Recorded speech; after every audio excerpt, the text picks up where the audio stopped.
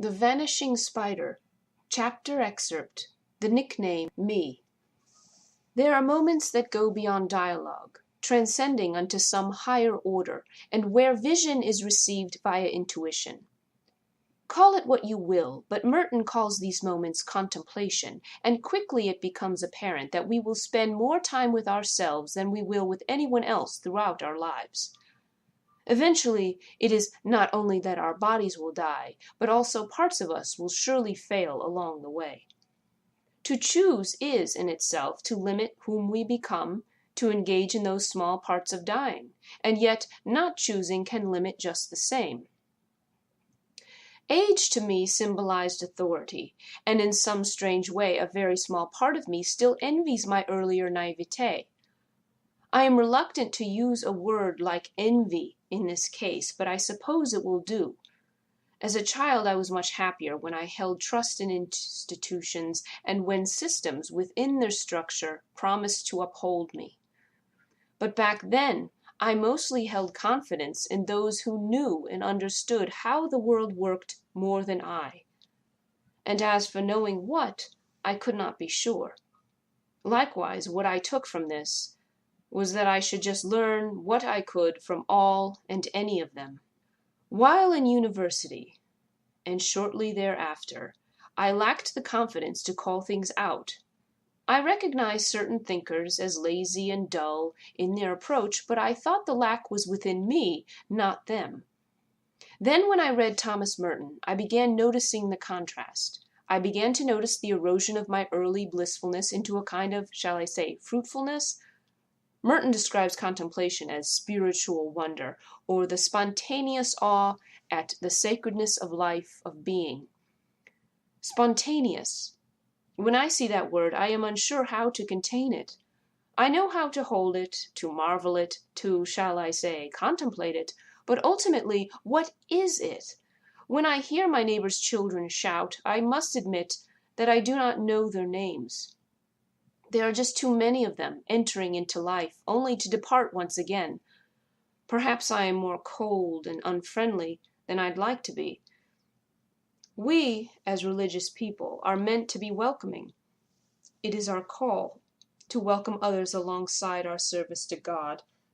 But we are human just as well. Thomas Merton, a Trappist monk, spent much of his years at Gethsemane, a place I prefer to think as the garden in Kentucky. There he lived and wrote and worked and contemplated, thus evolving unto a single experience, that one motive of being that states, I am. Some of these are Merton's words, and some of them are mine. As I sifted my stance this early morning, I thought how most view learning and knowledge as nothing more than mere recitation, the idealization of facts and happenstance.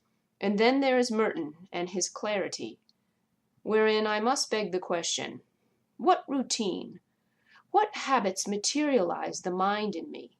What brings forth the hidden gestures, and will I become lost among them? What lives here?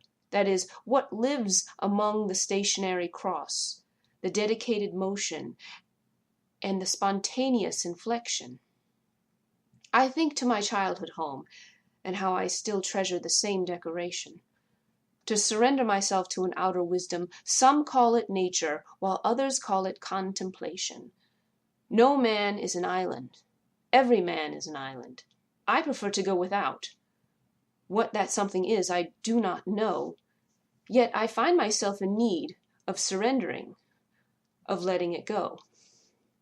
Yet it is true that I longed for literature, and for this I felt my selfhood struggle, in my attempt to balance a life of solitude and thought, however intense, with that of charity and sociability. I continue to source myself among the flock. The world goes on, and yet an artist is able to elevate over top of it, to illuminate parts of it, and still evolve as elements of it. Too often we suffer old grief, unresolved, only to then manifest in later years, wherein I find myself saddened by some instant, overcome by mental weather. A storm moves in me, and so does one ever realize her unhappiness? I admit my mind invents more than what is there, And I suppose an ache in me longs to remember what cannot go explained so easily. To craft something, an object of beauty, and to do so because the act itself is good, despite knowing such beauty would not suit the world's impatience, is to be everywhere arduous and full. Merton is referring to extending beyond the philosophical when he speaks of contemplation. God is an assortment of many things, and to try to summarize him in a single sentence would prove impossible. He is one lone God, one lone creator. Yet why, then, does he appear as so many things to so many people? What is the word for this silence I speak of? To arrive before shadow? Is this the world one wishes to become? Merton refers to this moment, that is, this moment of contemplation, as that sudden gift of awareness, an awakening to the real within all that is real. It is this moment outside the self, in other words. This moment of existential epiphany where we can claim to have finally heard the voice of some higher being. Some call it insight, while others call it God. I am unsure of what label to give it. Were my fellow sisters to know these thoughts, I'm certain I'd be expelled. But as for thinking them, how can I not? Category simply does not suit me.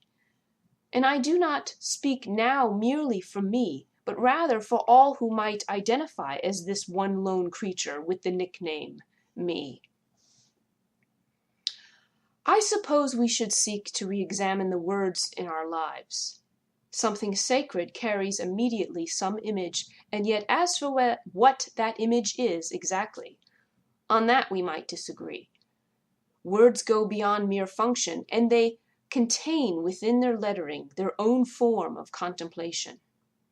I, me, this in itself is communication, and for this I have always believed that the artist has no reason to fear death.